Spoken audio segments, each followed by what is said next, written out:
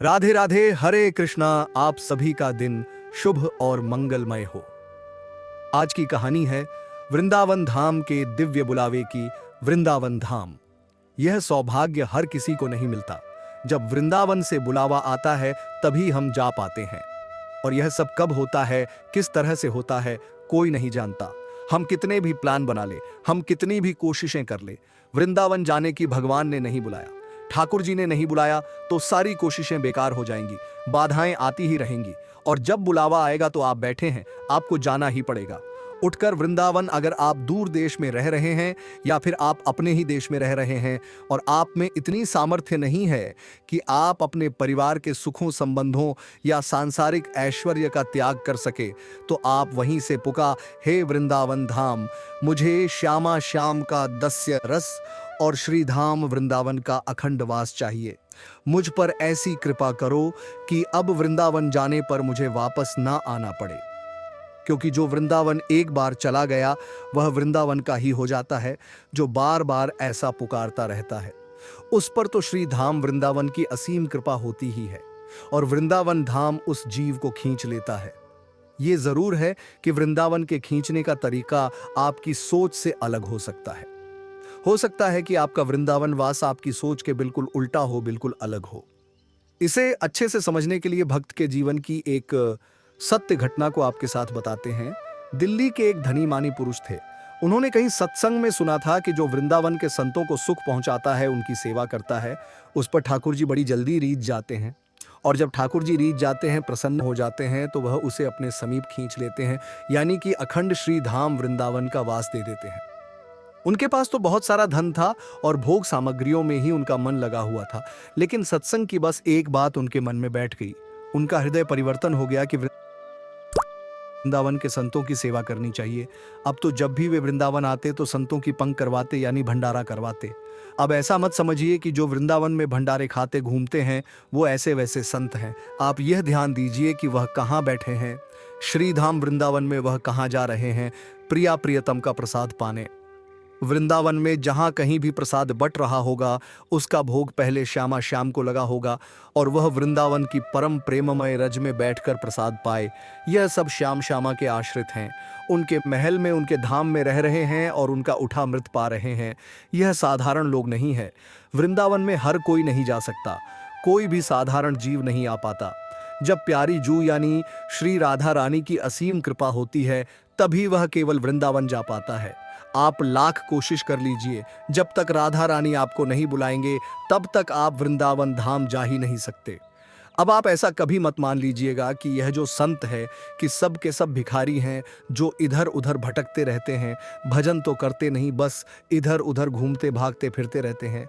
इनका भजन पूरा हो गया है, तभी तो इनको श्रीधाम वृंदावन मिला है, नहीं तो हमें आपको नहीं मिल जाता। भजन की परिपक्व अवस्था का नाम ही धाम की प्राप्ति है। वृंदावन धाम में भजन आपको पाए है कड़े घूमता है। यहाँ बिना भजन के कोई रह ही नहीं सकता। यहाँ आपको चलते फिरते संत लताएं, यमुना जी, राधा वल्लभ जी, राधा रमण जी और बांके बिहारी जी दिखेंगे। इससे बड़ा है कोई भजन? यह साक्षात प्रभु विराजमान है। यहाँ चारों तरफ राधा नाम की ही गूंज हो रही है। यहाँ का एक एक पत्ता प्रयास के यश से परिपूर्ण है और यहाँ की वायु आपको बिना चाहे भी स्पर्श करेगी, जिससे आपके समस्त पाप नष्ट हो जाएंगे। आपकी इच्छा नहीं भी होगी तब भी आपको पापों से मुक्त करने के लिए वह पवित्र वायु आपको स्पर्श कर ही लेगी। वृंदावन में जो कबहू भजन कछु नहीं होए, रज तो उड़ी लागे ता नहीं पीवे यमुना तोए। वृंदावन शतलीला किसी की वाणी की सामर्थ्य नहीं कि यहाँ की महिमा का वर्णन कर सके। यहाँ तो जो लोग केवल वास भी कर रहे हैं उनको भी आप ऐसा वैसा बिल्कुल मत समझिए का जो यहाँ लाइन में बैठकर राधे राधे बोलकर 1 रुपया मांग रहे हैं। ना, आप इनको कभी साधारण मत मान लीजिएगा। भूले से भी इनके प्रति मन में कोई बुरा भाव मत लाइएगा, इनका कभी अपमान मत कीजिएगा, क्योंकि यह है प्यारी राधा जू के महल के भिखारी और जहां के बारे में हम सोच भी नहीं सकते।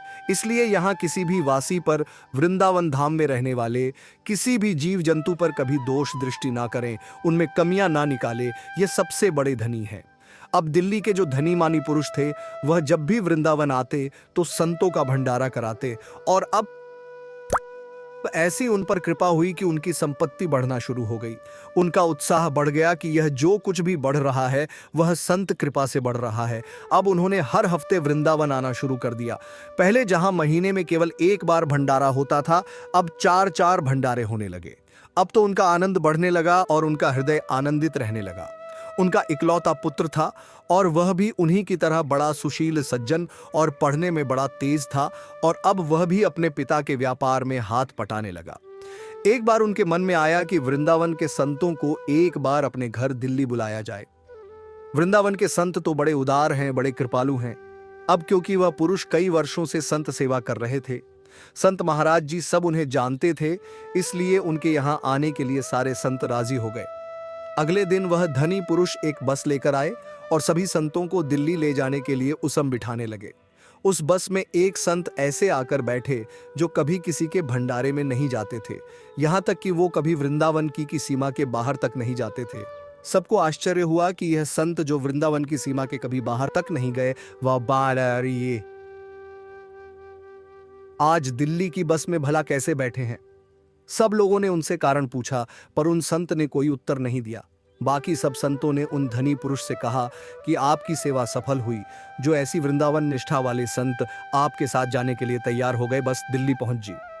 दिल्ली पहुंचकर उन धनी मानी पुरुष ने सब संतों का खूब अच्छे से स्वागत सत्कार किया और सबको बड़ा अच्छा अच्छा प्रसाद खिलाया। प्रसाद पाकर जब संत सारे वापस जाने लगे, तो उन्हीं संत ने जो कभी वृंदावन की सीमा के बाहर नहीं जाते थे, उन धनी मानी पुरुष से कहा कि सुनो, तुम्हें वृंदावन ने बुलाया है और मैं तुम्हें बुलाने ही आया हूं।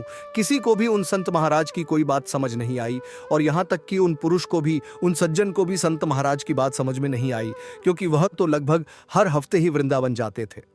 अब संतों की भाषा समझना बड़ी विचित्र बात है। किसी की समझ में नहीं आता कि संत महाराज क्या कह रहे हैं, उसके पीछे आशय क्या है। अब संत गाड़ी में बैठे, उन्होंने कोई भेंट दक्षिणा नहीं ली और वह वापस वृंदावन चले आए। अगले ही दिन क्या हुआ, एक दुर्घटना घटी। उन सेठ जी के इकलौते लड़के का एक्सीडेंट हो गया और दुर्भाग्यवश उसकी मृत्यु हो गई। यह है वृंदावन का बुलावा, जो अपने ढंग से बुलाएगा। सेठ जी की बड़ी इच्छा थी वृंदावन धाम बसने की, लेकिन कोई नहीं जानता कि वृंदावन आपको किस प्रकार, किस तरीके से बुला सकता है। अब उन सेठ और उनकी पत्नी ने विचार किया कि हमारे पास इतनी अथान अब किसके लिए जो था वह तो चला गया। अब उन्होंने तय किया कि वह सारी संपत्ति बेचकर वृंदावन के ठाकुरों को आभूषण पहनाए, उन्हें भोग लगाएंगे और वहीं अखंड वृंदावन में वास करेंगे। अब इस कहानी को, इस कथा को, इस सच्ची घटना को सुनने वाले लोगों को लग सकता है, बहुत से लोगों को लग सकता है कि वह पुरुष तो इतनी संत सेवा कर रहे थे, ठाकुर जी की सेवा करते थे, इतने भंडारे करवाते थे, इतनी सेवा करने के बाद भी उनके इकलौते पुत्र की अकाल मृत्यु इस तरह दुर्घटनावश क्यों हो गई। सबसे पहले तो उस पुत्र को श्री धाम वृंदावन ने दिव्य देह प्रदान करके श्री राधा रानी की सेवा में समर्पित किया, और इसके बाद श्री वृंदावन धाम ने उन दंपत्ति की सब विषयों में से आसक्ति समाप्त करके उन्हें एकांतिक वृंदावन वास दी, ताकि उन्हें कभी भी दोबारा दिल्ली की याद ना आए, जो सदैव वाणी से ऐसा पुकारता रहता है कि मैं राधा माधव का रहस्यमय दास रस प्राप्त करना चाहता हूं, मैं श्री राधा माधव का दास बनना चाहता हूं। हे वृंदावन धाम, मैं सब कुछ त्याग करके केवल और केवल आप में वास करना चाहती हूं या करना चाहता हूं। तो श्री वृंदावन धाम अद्भुत कृपा करके उसका पहले तो सब कुछ त्याग करवाता है। वृंदावन दो तरीके से आपका सब कुछ त्याग करवा सकता है। या तो वृंदावन आपके हृदय में विवेक के द्वारा वैराग्य पैदा कर दे, आपका मन हर तरफ से ऊंचा हो जाएगा, आपको किसी भी चीज के प्रति मोह नहीं रहेगा और आप स्वयं अकेले ही सब कुछ छोड़कर वृंदावन धाम चले जाएंगे।